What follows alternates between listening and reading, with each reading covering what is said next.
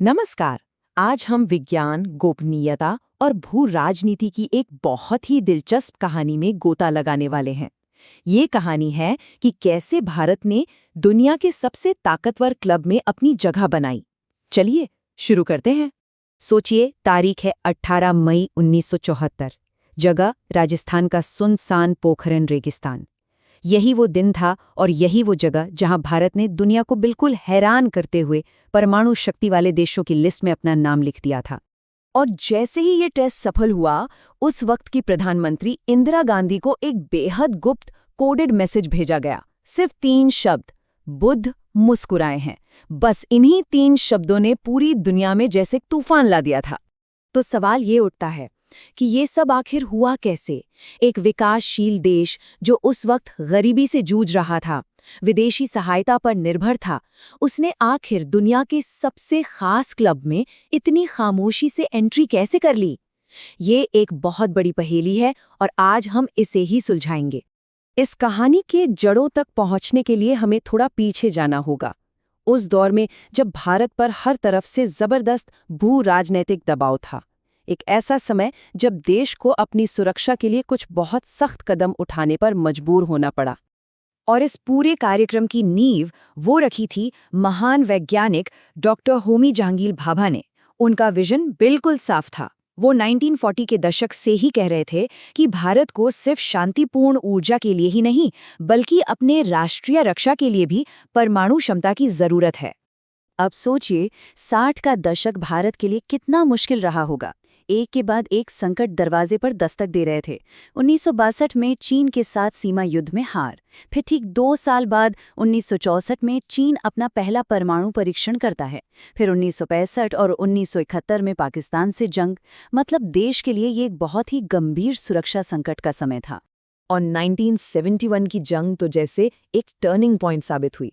उस वक्त अमेरिका और ब्रिटेन ने अपने जंगी जहाज भारत को डराने के लिए भेज दिए थे। अगर सोवियत नौसेना ढाल बनकर आगे ना आती तो पता नहीं क्या होता। इस एक घटना ने साफ कर दिया था कि अपनी सुरक्षा के लिए भारत को आत्मनिर्भर बनना ही होगा। किसी और पर भरोसा नहीं किया जा सकता। अब देखिए, उस वक्त दुनिया में दोहरे मापदंड भी खूब थे। जो 5 बड़ी परमाणु शक्तियां थीं, वो चाहती थीं कि कोई और देश ये तकनीक हासिल न कर पाए। इसके लिए वो परमाणु अप्रसार संधि यानी एनपीटी को आगे बढ़ा रहे थे। लेकिन भारत का स्टैंड बिल्कुल क्लियर था। उन्होंने इसे भेदभावपूर्ण माना, जैसे एक तरह का न्यूक्लियर रंग भेद हो, जहां कुछ देशों को हथियार रखने का हक है और बाकियों को नहीं। तो भारत ने इस पर दस्तखत करने से साफ मना कर दिया। तो इन सभी दबावों के बीच पर्दे के पीछे एक कहानी शुरू हो रही थी। एक बेहद गुप्त सरकारी प्रोजेक्ट, एक ऐसी महत्वाकांक्षा जिसे पूरी दुनिया से छिपाकर रखा जा रहा था। ये बात है साल 1972 की। प्रधानमंत्री इंदिरा गांधी ने भाभा परमाणु अनुसंधान केंद्र यानी बार्क के वैज्ञानिकों को हरी झंडी दे दी। उन्हें एक परमाणु उपकरण विकसित करने के लिए कहा गया। और इस मिशन की गोपनीयता का स्तर ये था कि देश के रक्षा मंत्री तक को इसकी खबर नहीं थी। और इसका नतीजा वही जिससे हमने शुरुआत की थी, स्माइलिंग बुद्धा। ये भारत का पहला परमाणु परीक्षण था। जमीन के नीचे किया गया एक 12 किलो टन का धमाका। हाँ, आधिकारिक तौर पर इसे शांतिपूर्ण परमाणु विस्फोट का नाम दिया गया, लेकिन इसने दुनिया को भारत की असली ताकत का एहसास करा दिया था। परीक्षण के बाद जो हुआ वो बिल्कुल उम्मीद के मुताबिक था। पूरी दुनिया ने भारत की कड़ी निंदा की। कई तरह के आर्थिक और परमाणु प्रतिबंध लगा दिए गए। लेकिन देश के अंदर का माहौल बिल्कुल अलग था। यहाँ इसे एक ऐतिहासिक उपलब्धि के तौर पर देखा गया, एक राष्ट्रीय गौरव का मौका माना गया। इन प्रतिबंधों की वजह से भारत का परमाणु कार्यक्रम थोड़ा धीमा जरूर पड़ा, लेकिन रुका नहीं। अब चलिए सीधे 2 दशक आगे चलते हैं, क्योंकि कहानी का अगला अध्याय तो किसी जासूसी थ्रिलर से कम नहीं है। एक ऐसा अध्याय जहां भारत को दुनिया की सबसे उन्नत जासूसी तकनीक को चकमा देना था।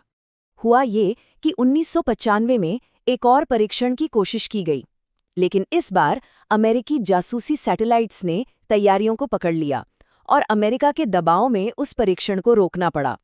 यहां से एक बहुत जरूरी सबक मिला, पूर्ण गोपनीयता। अगली बार गलती की कोई गुंजाइश नहीं थी। तो सवाल है, उन्होंने ये किया कैसे? यहां पर प्लान कमाल का था। सुनिए, पहला कदम, सारा काम सिर्फ रात के अंधेरे में होगा, दिन निकलने से पहले सब कुछ गायब। दूसरा कदम, सभी वैज्ञानिक सेना की वर्दी पहनेंगे ताकि वो सैन्य कर्मियों में घुल मिल जाएं। तीसरा कदम, सबके कोड नाम होंगे, जैसे डॉक्टर एपीजे अब्दुल कलाम का कोड नाम था मेजर जनरल पृथ्वीराज। और सबसे अहम चौथा कदम, जैसे ही सैटेलाइट ऊपर से गुजरने वाला हो, उससे ठीक पहले हर एक निशान को मिटा दिया जाता था।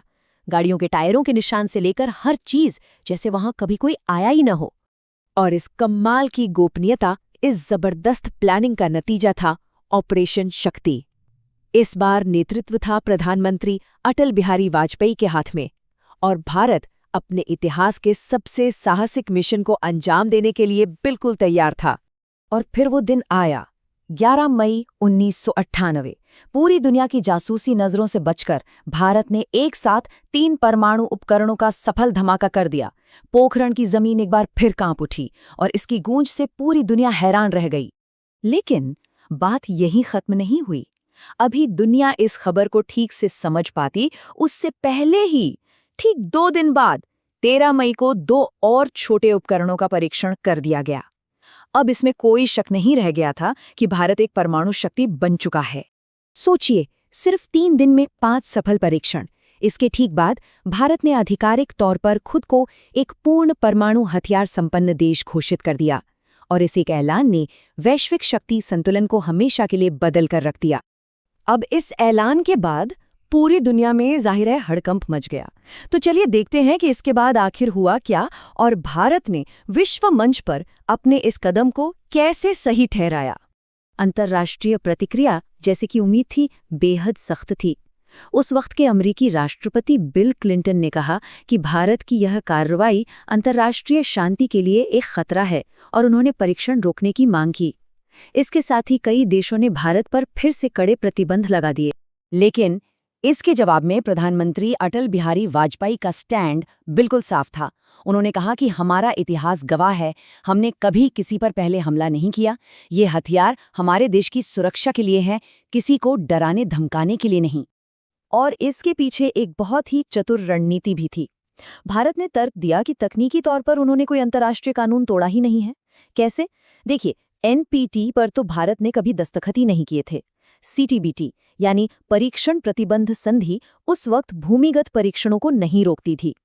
और एनएसजी के नियम इसलिए नहीं टूटे क्योंकि परीक्षण में इस्तेमाल हुआ सारा सामान पूरी तरह से स्वदेशी यानी भारत में ही बना था। तो आखिर में ये एक बड़ा सवाल छोड़ जाता है, दुनिया की महाशक्तियों की अवहेलना करके अपना रास्ता खुद बनाकर क्या भारत ने अपने भविष्य को सुरक्षित किया, या फिर एक ज्यादा खतरनाक दौर का दरवाजा खोल दिया? ये एक ऐसा सवाल है जिस पर आज भी बहस जारी है और शायद आगे भी जारी रहेगी।